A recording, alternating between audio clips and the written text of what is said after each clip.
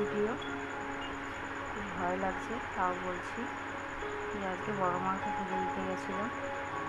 এই যে নৈহাটি স্টেশনে ঢুকছি। তো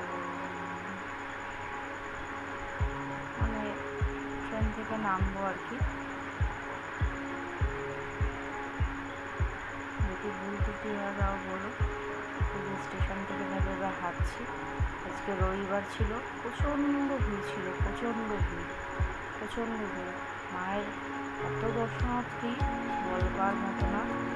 তো যাই হোক, ফুলের ডালি কিনে ফুল কিনে আমি আর আমার এক বান্ধবী দুজনা মিলে মায়ের পুজো দেবো বলে যাচ্ছি। কিন্তু এত পরিমাণ লাইন ঘাট অবধি লাইন চলে গেছে। তো এই যে মন্দিরটা দেখতে পাচ্ছ, এই যে ঠাকুরটা, এনাকেই হচ্ছে বড় মা বলা হতো, মানে বলা হয় এখনো। তো এই বড় মার প্রথম পুজো হয়, তারপরে এখন যে বড় মা বলা হয় ষষ্ঠী পাঁচের, সেই বড় মার পুজো হয়। ইনি হচ্ছে আদি, অনেক পুরনো। এই যে আমি আমার বান্ধবী গেছিলাম, দুজনে মিলে পুজো দিলাম। আমাদের দুই বাচ্চার ওখানে ছিল, মানে প্রোগ্রাম ছিল, তাই পুজোটা দিয়ে দিই। বাই।